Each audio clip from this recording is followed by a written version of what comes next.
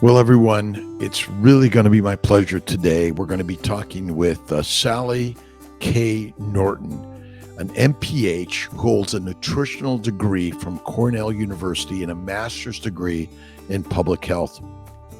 Her path to becoming a leading expert on dietary oxalates includes a prior career working at major medical schools in medical education and public health research. Her personal healing journey experience inspired years of research that led to her book, Toxic Superfoods, and how oxalate overload is making you sick and how to get better. Let's welcome Sally, one of my best and most inspired authors and experts in the health and wellness field. Let's get with it. You guys get everything we have here. You know that. Okay, good. Break it apart, enjoy whatever you have. Now, I left my book at the office today. I'm at home, but this book shocked me. You read it. I read it. I've read it, and I keep it on my shelf at the office. And I ran home today. And I was like, but it changed my life in getting to oxalates, which I suffered from kidney stones for years, bladder bleeding, bowel bleeding, amongst some of my diseases, along with depression and anxiety. And I couldn't read as a kid. And years of going to doctors, nobody could figure it out. And I'm really grateful today to be talking with Miss Sally K. Norton, our expert on the foods that are healthy and maybe they're not. And I'm really grateful to have you here today, Sally. How are you doing? I'm doing wonderful. A little underslept, but happy. Well, I was out in Wyoming and my time zones are off. I've been going to bed late and getting up early, and I'm a little off also. But now you have your expertise in nutrition. Can you tell us a little bit about how you got to that nutrition spot and your suffering that you went through to get you here? Well, I was in 7th grade when I decided I needed a degree in nutrition so I could help people not get sick. And by 10th grade, I knew I could go down the road 3 hours to Cornell and get a really respectable degree in nutrition affordably. And that's what I did. And then I moved on and got a master's in public health. Now, if I hadn't had all these health problems, I probably would have done more in terms of education and wasted more time spending more tuition money. The real tuition was my own health journey. I paid a great price for the ignorance I gathered in my education. And it was through the School of Hard Knocks that my focus suddenly became oxalates in 2013, when there was this revelation that the lifetime of arthritis and back pain, and then later on an understanding about the foot pain problems that caused me to have to take a big leave from Cornell to get foot surgery, and 30 years of foot problems and connective tissue problems and fatigue and endometriosis, and you name it, just this long list of ridiculous problems, including what looked like SIBO and a sleep disorder. My brain was waking up 29 times an hour. And, it all seemed like it was a big mess and I was a lemon. It turned out I was just this poisoned person with one major poisoning problem that took advantage of my various susceptibilities.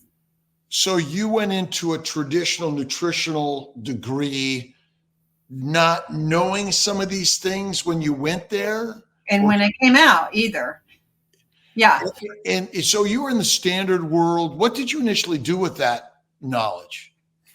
Well, it took me a while to finish my degree. So while getting my degree, I worked on things like nutritional analyses, how we add it up and report back for magazines and so on to tell you what's in foods, and, getting people off salt and having them use Mrs. Dash and silly things like that.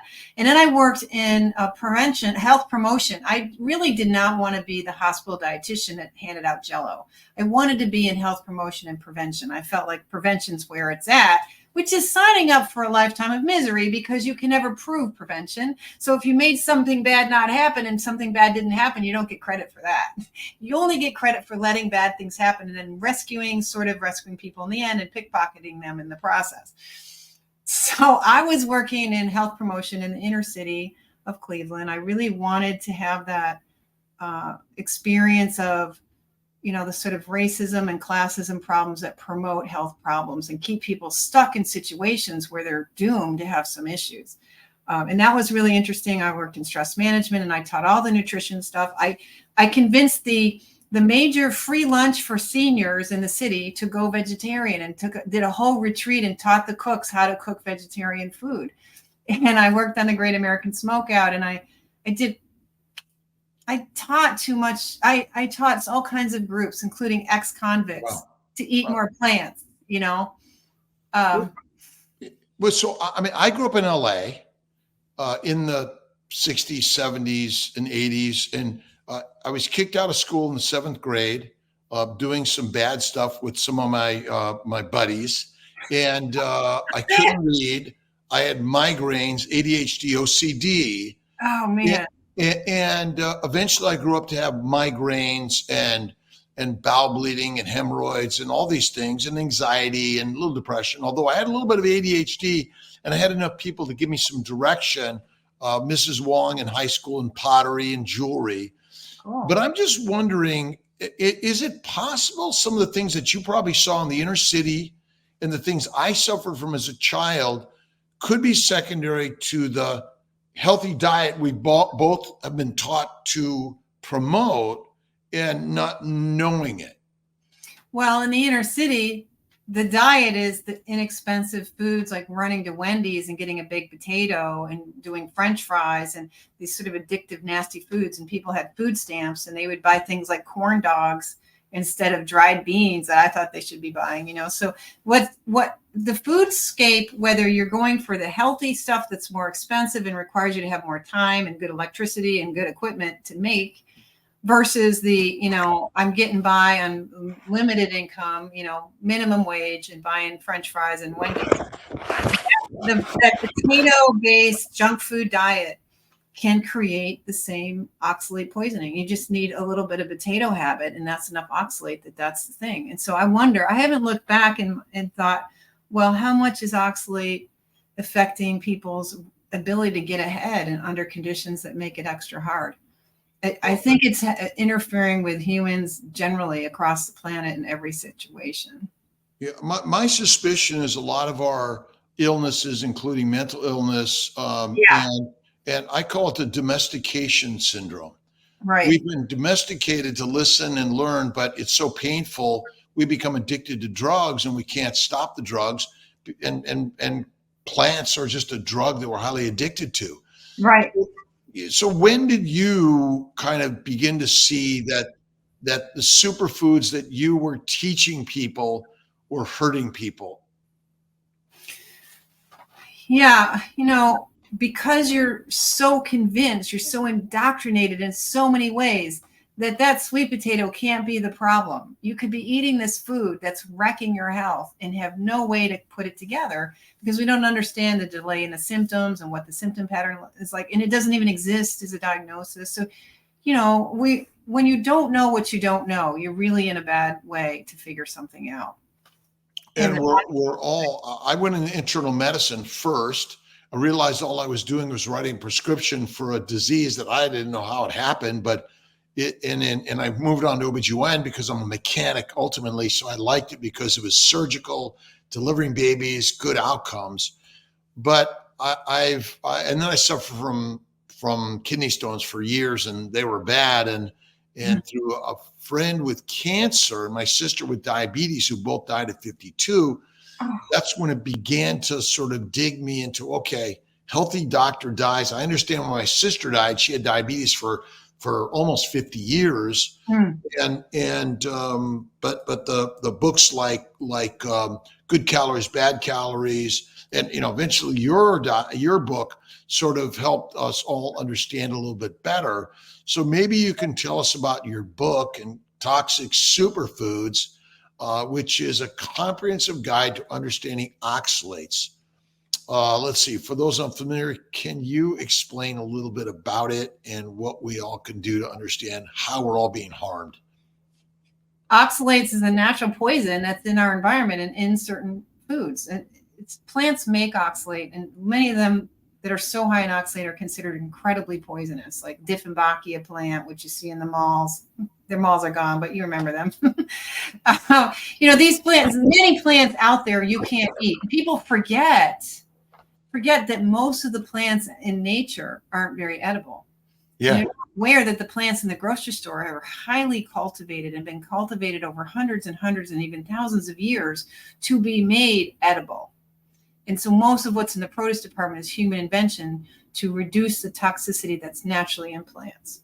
So this book kind of exposes that idea that, hey, plants aren't this like little Disney world of, oh, I'm here so you can eat me.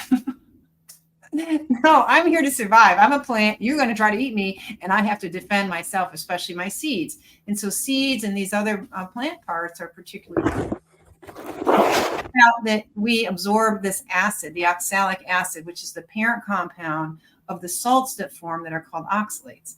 And that acid goes between the cells of the gut, floats in on the water. So the more diluted it is, so that soluble ionic compound where it's dissolved in water just floats between the cells of the gut with any other tiny ion, like a little potassium ion or a sodium ion in water. So the more dilute it is, a cup of tea is an example of a very dilute, fully soluble oxalic acid solution that gets absorbed within 5 to 20 minutes of consumption.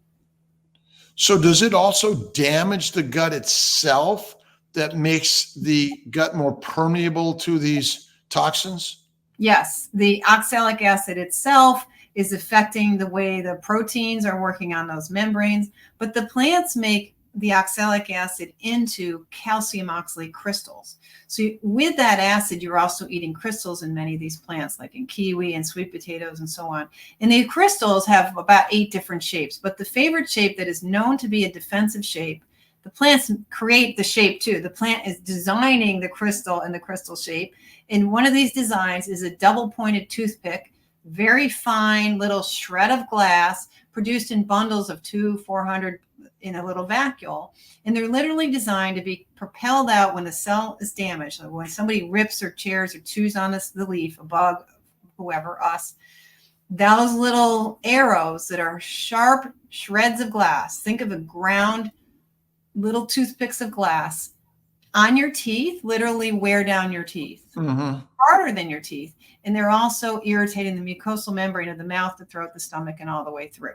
You don't absorb them because they're bigger than the cells, but they're causing inflammation just because their electromagnetic charge will change the structure of the membrane and damage membrane. So they don't even have to touch, but they're designed to puncture 2 cells deep, but your mucosal membrane is only 1 cell deep.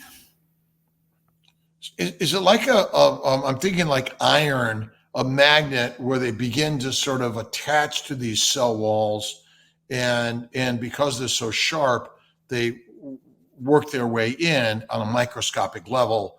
It's not proven that. No one's tried to figure out if the crystals can work their way across the mucosal lining of the gut. I haven't seen anyone do that research, how those crystals, the research is still preliminary in their thinking, because we have deluded ourselves with this idea that we don't have oxalate problems until our kidneys are gone. And that, we're ignoring the effects of the crystals. We're not even paying attention to the nanocrystals, which are the most toxic form. So there's a willful ignorance where you can't really say. But we do know that the acid itself is what gets absorbed. And it's particularly important to recognize the effects of the acid and how it itself grabs the calcium out of your blood and can cause hypocalcemia, which is a real big problem for your pacemaker and many other tissues, right? You don't want hypocalcemia. It can cause all kinds of muscle weakness and nerve dysfunctions all over the place. But you've got this loss of calcium and other nutritive minerals that your body desperately needs. And then you've got these little molecules that can form crystals, and they start precipitating into little crystals, particularly in areas where you have cell debris, vacuoles forming, or inflammation or infection, because those tissues have no power to repel these nanocrystals or these ions or these molecules. So that sort of dead tissue that's in the middle of been damaged or worn out or was geriatric, or a cell that's somehow broken and released vacuoles, or even a brand new cell, the newly reproduced cell is sticky to oxalate. So oxalate starts accumulating in those areas of the body that are busy repairing themselves, have been injured, have infection or inflammation. So you start getting accumulation in tissues. And in the thyroid gland, 85% of us have these little calcium oxalate crystals in our thyroid gland by the time we're age 50. And that will tell you that if we can detect these hard to detect crystals in 85%, that pretty much all of humanity is being affected by an excessive exposure to oxalate. So in amounts where you may not have a calcium oxalate deposition in the kidney, you have no kidney stones, there still may be enough damage from these oxalates circulating in our bloodstream and depositing in pretty much every cell or organ system of our body. Yes, right. The kidneys are particularly designed to handle oxalate. They know what they're doing. And for, I would say, 78% of us, we have redundant systems in the kidney that work really well that somehow help us to avoid the kidney stone problem. But there's a small percentage of us with high oxalate, they're definitely going to get the kidney stone problem. But for most of us, if you have kidney stones, you're in late stage oxalate poisoning. By the time you get a kidney stone, you are seriously sick. So I suffered, my favorite thing was spinach salad with balsamic vinaigrette. Mm-hmm. And I can't quite remember what everything else I put in there, but there were seeds and nuts and fruits and all sorts of things. And one day I was on the floor in the operating room in my office, screaming and crying pretty much. And then it's gone. And then I found out I have kidney stones. And no doctor ever explained to me that, or asked me, what are you eating? What's your diet? And how do you approach these particular problems how did you become the sort of the detective and the sleuth here to recognize and then begin to search for, okay, what are you eating? Yeah, because we're not asking that in healthcare at all. There's no time to ask that question, and there's a real dismissal of the willingness of the patient to care enough to do something about it. And actually such an ignorance on the part of the doctor that you wouldn't bring up a subject you know nothing about. You can't maintain your superior position in that relationship if you talk about stuff you know nothing about. So, I used to say that, people complain about celiac disease, and I'd be like, there is no such thing. We're just making this up. And a little bit because, I wasn't exposed to this science, these ideas, until I suffered enough. And for sure, what can we do? And how, I know you're sort of the leader in this area of talking about toxic superfoods, and how can we, and how are you doing it to teach and make people aware of these particular issues? It's interesting because you have to meet people where they are. And right now, all of us are in an era that plant-centric eating is all the rage and is the answer to all of humanity's problems. And so anyone caught up in mainstream thinking, which how can you not be unless you're some kind of independent thinker and you're really, kind of an artistic mindset where you really are thinking outside of that world. And I think right now we have an era where people are starting to get sick of the mainstream messages. So maybe there's more opportunity there. But in your own health, people can be very conservative about, I got to ask my doctor about that, And so it can be challenging because people are having to discover the oxalate problem and the toxic superfoods problem as a last resort. They've already had every procedure. They've seen everybody, every acupuncture. They've gone from their regular doctor to their chiropractor to this, to that, to this. They're going broke. They're feeling worse, and they can't figure out why. And then they finally do read something or see something online, and they learn about the oxalates. It's a real revelation, and it changes their health tremendously. It's incredible how sick people can be and how much better they can get. And yet they can't convince their daughter, their neighbor, their husband, their this or that. So there is an issue of how do you reach people where they are? And I think we all could get better at asking questions and getting people to notice that they do want to feel better and they do want more options.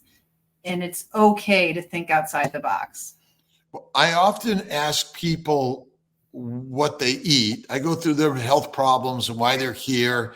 I ask them their height and weight, even though I don't think that's a real, but it's just a little bit of a piece of the puzzle to know whether or not where they're at. And they usually say, I eat clean, healthy, organic, natural. and I usually say, I don't know what those are, but what are some of the common signs and symptoms that people can go like, could my healthy food diet really be the cause of what's going on? Well, any kind of digestive problems that come and go and you can't explain could be oxalate related. And the old traditional diagnostic schema from the 1840s always expected some kind of digestive problem is a central set of symptoms. And it can look, what kind of digestive problem isn't necessarily important. It's just that some dysfunction of digestive problem, which could be sphincter problems where you get reflux or diarrhea or constipation. You get peristalsis problems that are disorganized. So you might have bloating, belching, IBS-like feelings. You may have indigestion, poor gallbladder function. But then there's the neurotoxicity. Oxalate is very much a neurotoxin. It's messing with electrolytes. It's messing with the handling of calcium. So that's what nerves do. Then nanoseconds, they're moving calcium all over the place, and they're doing a thing. But if something is messing up with calcium management in cells, then you get neurotoxicity. And neurotoxicity, people don't realize how many different functions a nerve have. They don't just detect pain and tell you you're miserable. They don't just help you think and sleep, which of course it does, or help you see the surface of the brain in your eyes. But if you have vision problems, if you have headaches, if you have sleep problems, if you have mood problems, this is all neuroinflammation. What if you have hiccups? Well, a hiccup is a nerve toxicity symptom because the nerves that are innervating that muscle are spasming because they get into this hyper excitability state. And the oxalate poisoning creates hyperexcitability in nerves. So you can have muscle weakness from that. You can have fibromyalgia knots from that. You can have reflux and hiccups and belching. And you can have these a lot of these motility problems in the GI tract are really not digestive in nature. They're neurological in nature. Right? What about hypertension is another form of that neurological stuff too. Chronic fatigue? Absolutely. Energy production is way off. So that adds to the digestive problems. It gives you the brain fatigue where thinking becomes hard. That was a big one for me. I had chronic fatigue really bad and I had arthritis. So you get this connective tissue damage, you get inflammation and things like gout and weird rheumatisms and not a neck pain and knots in the rhomboid and frozen shoulder and TMJ and tennis elbow and trick fingers and trigger this and that, foot problems. It can all be oxalate. Are there, and what, so is it all plants or are there specific plants that contain more or less? And how do people kind of sort of find the areas of what is more likely to be the cause and what's less likely to be the cause of these symptoms? Of the oxalate overload delivery. How did you overload your body with oxalate? Yeah. That's the question. So if you have any kind of malabsorption syndrome for whatever reason, a good example of malabsorption syndrome would be having bariatric surgery, because that's what they're deliberately creating. So with malabsorption syndrome, you increase your absorption of toxins and lower your absorption of nutrients. And oxalate absorption goes way, way up when you have malabsorption or inflammation in the gut or leaky gut. You're going to see much more oxalate getting in the body. So it doesn't require a high oxalate diet. So if you have those things, if you have poor kidney function, you're unable to remove oxalate, then any amount of oxalate in the diet is that much more toxic. So you can go from a normal absorption rate of 10 or 15% to absorption rate of 50 or 60 or 70% with those other problems. So it doesn't necessarily, it's not always just your diet, but when you have those problems, it's especially important to go low oxalate. So in your diet, these popular foods right now, all the popular foods tend to be high in oxalate: spinach, chard, beet greens, beets, sweet potatoes, white potatoes, baking potatoes, and then the blackberries and all the nuts, especially especially almonds, cashews, and peanuts are very high in oxalate. Dark chocolate, chocolate generally, anything that the cocoa fraction of chocolate has the oxalate. So, how do you get out of childhood without some chocolate, some potatoes, some peanuts, and some occasional nuts and sweet potatoes and beets? I mean, you give for the first food of babies can be pureed sweet potatoes or beets. They're not a good choice. And so how do we take it from okay, I'm suffering, and we've got your book and we're reading over it and we're watching your really important podcasts and interviews and lectures. How do people begin to make the way out of the oxalate misery? Well, generally we ask people to do it slowly and not abruptly. If you do it abruptly, your body may give you some information. It'll convince you that something's going on. So if you're that kind of person, if you're take no prisoners, but if you're going to be rational and I don't need to disrupt my life, I can kind of get into this kind of slowly, but you have to stay with it. The more gradual approach means you have to be committed for a long period for sure to get really convinced. So you look at your diet and you look at the high oxalate list, find on my website, and it's all over the book in spades over and over again, and pick out what are the top 5 or 6 foods that you see on your plate every week or even every day, and start with one of those like Swiss chard that you can absolutely positively manage to live without for the rest of your life. You don't ever need to eat another leaf of Swiss chard. I know you won't miss it for long. Kale? Kale is not that bad. Kale is really quite low compared to chard. Chard is the worst. Red stem chard and beet greens are the highest. Spinach? Spinach is next, and sorrel. Those are bad. But the kale is only between 10 and 15 milligrams, whereas that spinach salad that you had, the small, medium-ish, low, little spinach salad is over 450 milligrams. Could these things, I want to get more to that, but can they deposit it as a calcium oxalate in muscles and other areas of our body that just aren't only our urinary excretion system? No question. Like you said, any tissue, and it starts with the liver because everything you absorb from your gut goes through hepatic circulation straight to the liver. And the liver does not really let crystals form. It forms these lipid bonds. And so you have lipid oxalates forming that are undetectable.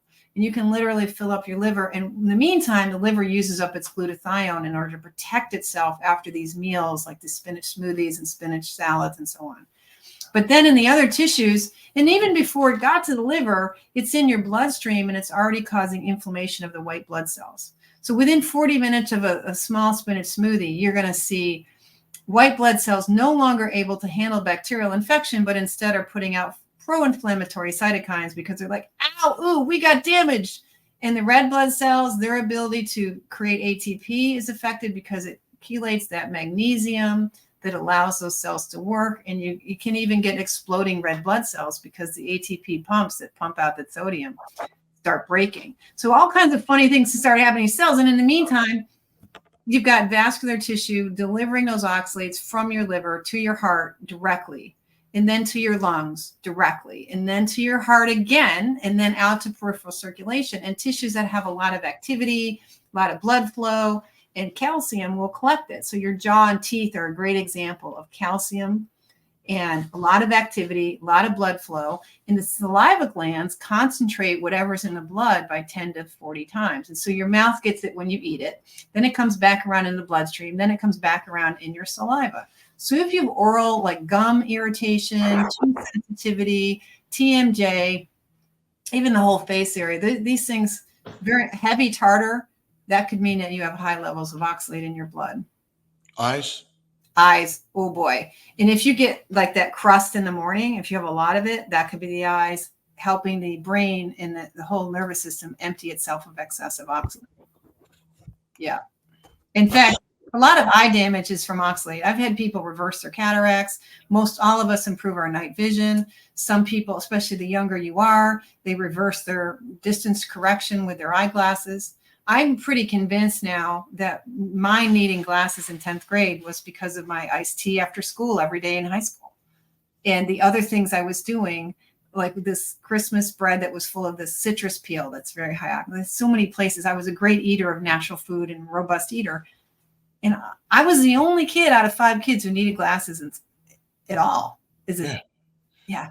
So, but in general, it's the long standing use between years for most of us, do you think? Or can it also be just the high exposure from time to time? Right. Where is it that we're really getting this damage from? Well, if you just get in a fad because it's the thing to do, or because you had some little thing and you start doing juicing for a year, that's enough exposure. But even if you just had French fries and potato chips 3 times a week, that's enough exposure, because your regular meals add up to enough oxalate that your body really never gets a chance to completely eliminate it. The kidneys can only handle so much of oxalate, and then whatever is beyond that capacity backs up. The body will protect the bloodstream from oxalate and has to hold on to it to protect your heart from having a heart attack and protect you from kidney stones. So it's a job. The holding is meant to be, okay, for now, I'll hold this for you, kidneys and bloodstream. But as soon as we stop eating this stuff, it's coming back. But the problem is we don't stop eating it long enough. You need a good solid 3 days of a very low oxalate diet. And it's really that you go 3 days without a high oxalate meal. Dr. Rob Kiltz, another beautiful, spectacular day. And I just want to send thanks to all of those for watching the newest episode of Carnivore Conversations. Be sure to follow us on Spotify, Apple Music, and other streaming platforms to gain access to the full 1-hour episode. And don't forget to like and subscribe for more to come. God bless.